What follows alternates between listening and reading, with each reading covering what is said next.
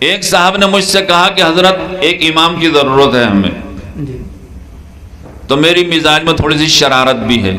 ماشاءاللہ. آپ کو سفید کپڑے پہن کے فرشتہ نظر آ رہا ہوں لیکن شرارت بھی ہے میرے مزاج میں. ماشاءاللہ، وہ بھی آپ کی خوبیاں ہیں ماشاءاللہ. تو انہوں نے جو مجھے شرائط بتلائیں کہ حضرت بس بہت نیک ہونے چاہیے اور بہت سارے اوصاف انہوں نے بتلائے مجھے، تو میں نے کہا جی امام تو ہے ایسا،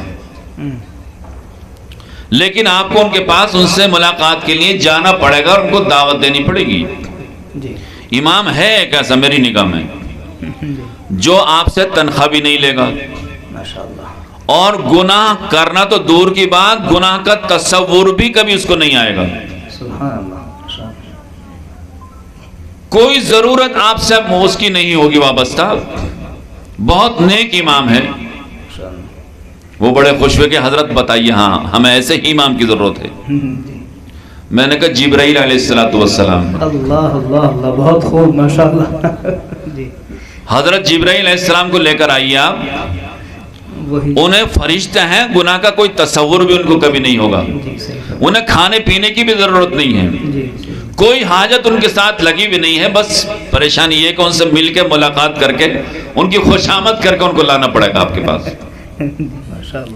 تو وہ نیچے سے اوپر تک مجھے کہ آپ تو مذاق کر رہے ہیں. میں نے کہا آپ مذاق آپ کر رہے ہیں، آپ کی اپنی کتنی ضرورتیں یہ بتائیے مجھے.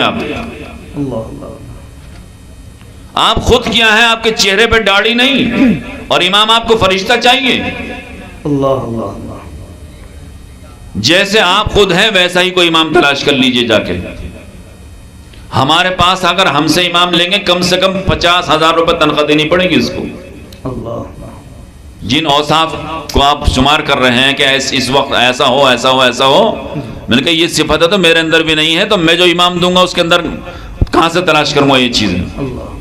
50,000 روپے تنخواہ متعین کیجئے، پھر ہم تلاش کر کے آپ کو ایسا امام دیں گے. آپ بھی تو کچھ کیجئے ذرا تھوڑا سا.